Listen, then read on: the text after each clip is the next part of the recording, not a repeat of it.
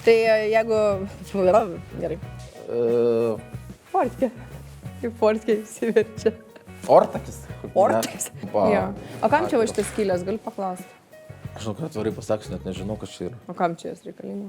Tai sveiki atvykę į mūsų trečią laidelę. Rubrika Svajonių namas su lipniais. O, tik aš sugalvojau pavadinimą. Tai va, Svajonių namas su lipniais. Ir dabar eisime jums parodyti -1 aukšto, kuris buvo gal galėčiau pavadinti labiausiai perdėliotas, nes jisai šiaip originaliai nebuvo toksai, koks dabar bus, nes buvo ir perkelimai, didinimai, mažinimai ir...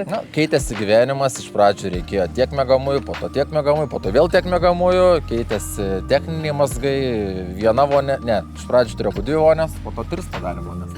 Jo. Tai va, tai viską ir papasakosim, eime su mumis.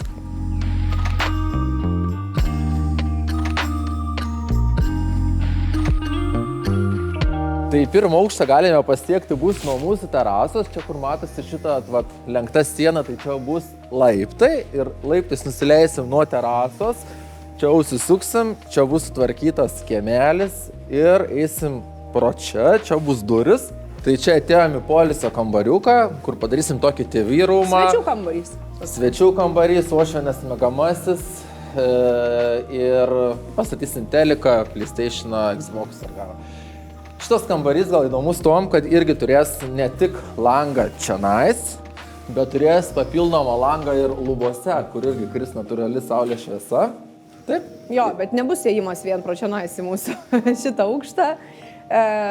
Čionais, kur dabar aš ateinu, tai va čionais ir bus laiptai žemyn. Pagrindinė laiptinė. Čia va bus pagrindinė laiptinė, iš kurios mes ir nusileisim čia pačion. Čia tos durys bus tokios labiau galbūt vasarą, arba kai nors išeiti į kiemą, ar panašiai, ir kokį šunį išleisti. Tai realiai va čia va bus laiptai žemyn, kur jais nusileidus ir prasidės viskas nuo šito kambario, tai yra nuo poilsio ir svečių kambario. Tai jau dabar vaikai yra išsidalinę kambarius, jau dabar jie yra susitarę, kur gyvens kuris. Kadangi čia bus game roomas, spėkit, kas pirmas gyvens, žinoma, kad Herkus, berniukas, tai jo bus pats pirmas kambarys nusileidus laiptais. Toliau, kaip ten jos yra susitarusios, Emilija su Patricija? Aš jau neatsimenu.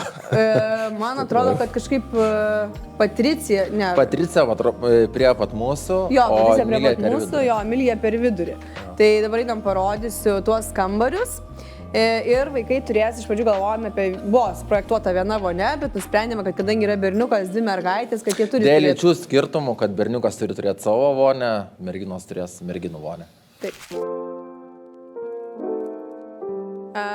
Esame sulaukę komentarų, kad toks didžiulis namas, o tokie maži tie kambariai bus. Jo, bet tą temą daug diskutavom ir su architektu, ir kokie yra tie vadinami standartai.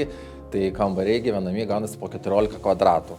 Tai jie tokie būtuose dabar daro ir 10 kvadratų. Name, aišku, galėtų būti, atrodo, ir 18, bet, funkciškai turės būti lova, stalas ir spinta.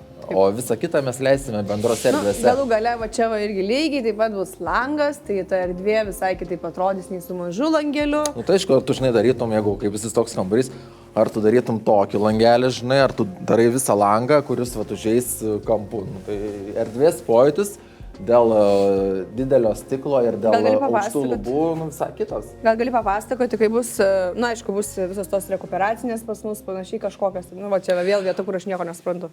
Čia tokį perėjom prie tokio techninių detalių, kas yra įdomu, kad... Kapiliarinė kažkokia sistema. Bus jo šildymas, vėdinimas. Tai čia padarysim atskirą, manau, laidą dar plačiau, bet iš esmės, kai bus...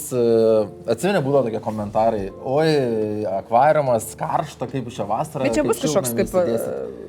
Ne, bus langas, bet bus kažkoks kaip atsidaranti, kaip... Ne, čia mėgamasis nebus. Jo, forkė bus. Forkė bus, taip. Jo, forkė tokia. Forkė, kaip išsiverčia forkė? Forkė. Kaip forkė išsiverčia? Ortakis. Ortakis? Ne, tipo toksai kaip... Karaškas. Jo, bet iš esmės tai nebus reikalinga. Vėdinimas bus čia kitoks, vėsinimas kitoks. Tai čia bus tokie vamzdeliai lubose. Tai vadinasi tas kapiliarinis vėdinimas ir tu tokią vėsą jausi, ne kaip kondiškai esame įpratę, kad pučia, o kaip šaldytuvė, kaip tiesiog vėsina. Tai Nu, žodžiu, Įdomu. atitinkamam namui, atitinkamas ir vedinimas ir sprendimas ir nėra taip, kad tai tada bus ir taip ir ne, tu išsprendi tiesiog problemą. Tai va čia yra Herkaus kambarys, galima va, kol kas galime tai pereiti. Štai čia esame Emilijos kambarį. Tai visų vaikų kambariai yra vienodi ir stengsimės. Visiškai vienodo dydžio, kad nebūtų kažkokių nuskriaustų, tai skirsis jiem tik tais vaizdas. Tai va, o čia va Patricijos kambarys. Arba apsikeis, nežinau, dabar vienaip sugalvojo, Pauks kitaip sugalvos. Tai jau praėjom vaikų kambarius, vaikų dvi vonios. Čia bus dar mano kambariukas, dar vienas skalbinių. Kokias dar ten kažkur tai... Kabinetas. Ne, nu, bet ten bus kažkokios techninių. Dalis techninės namo įrangos ir skalbykla. Nu ir skalbykla, sulyginimu, žodžiu, žiūri gerą vietą. Ir dabar stovime pagrindinėje mūsų, galima sakyti, -1 aukšto vietoje. Tai yra mūsų miegamajam, drabužinėje ir vonioje. Tai bendra erdvė viso šito 3 patalpų, kur integruota yra vonia, spinta ir miegamas, yra 47 kvadratai. Ir mes turim juos išdalinti Į 3 dalis. Į 3 dalis jo. Pagrindinis uždavinys, aš pridėsiu priminti, koks, kaip mes vat, svajojom, norėjom, gal paantrinsi man, kad mums buvo svarbu erdviai.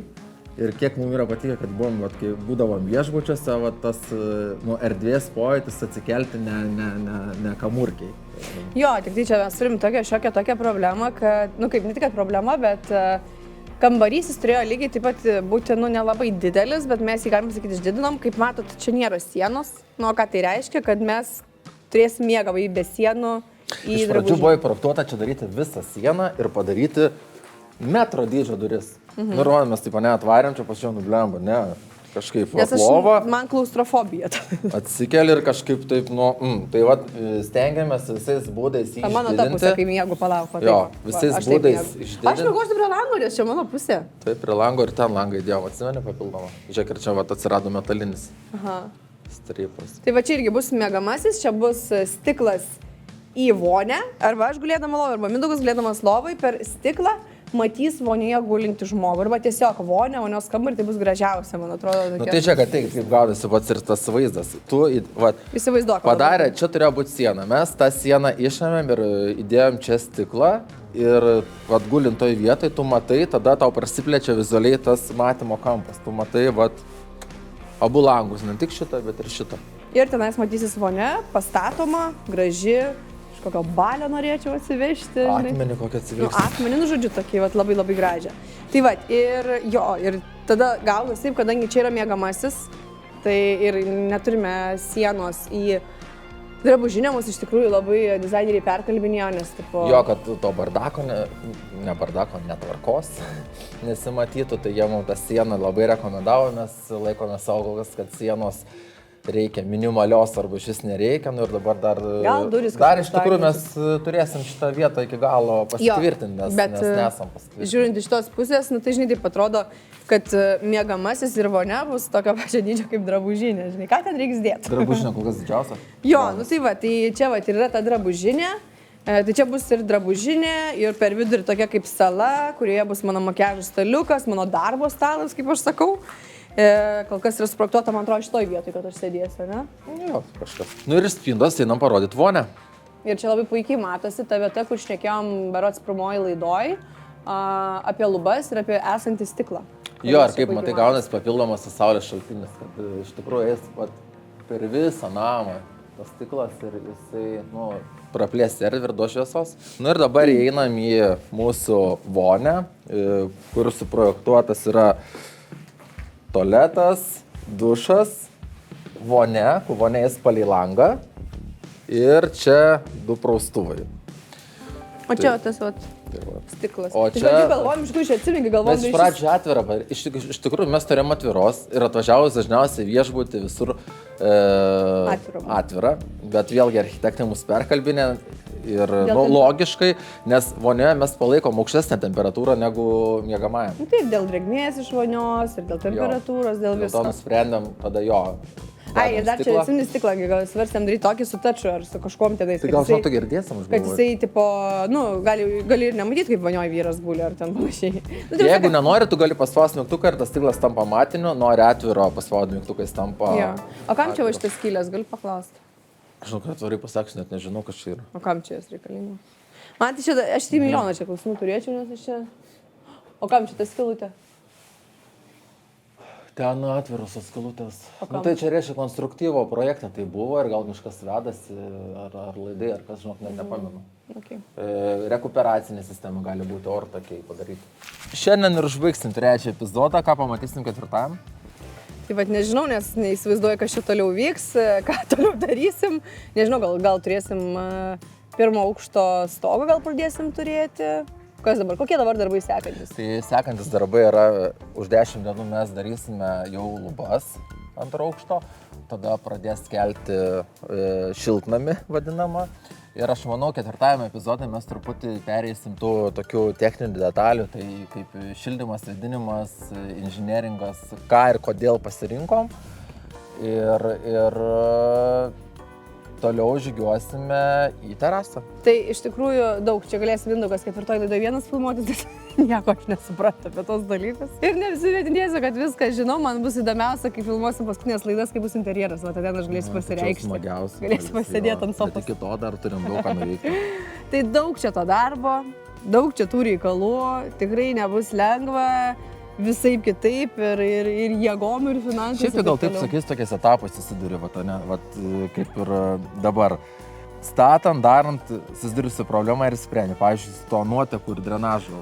Tai kadangi namas mūsų gaunasi tokie kaip nuokalniai, duobė, sužinau, kad mes visą tą drenažą nuotekas turi vesti kalną. Tai vėlgi papildomą kainuoja statyti galingą siurblinę.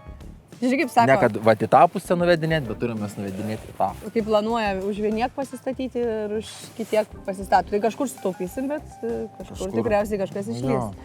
Tai va, tai mūsų sudėtingas projektas, vyksta, statosi ir kyla, kaip matot, kyla ir šiandieną... Bet žinai, smagu, kad jau matosi kažkas. Nu, jau stovim prie, galima vadinti beveik namo. Kada turėsim visą dėžę?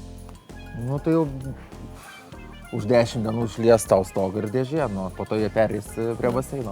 O tada jau bus langai. Tai žodžiu, stebėkit toliau, matot, kad patiem mums kaip yra įdomu, nes aš daug ko nežinau, jisai kažką žino. Tai aš per filmuojant šitas laidas galėsiu irgi daug sužinoti, kaip ir jūs. Ir patiems išviesiu, ir jūs apšviesiu. Tai va, tai iki kitų kartų. Iki kito epizodo.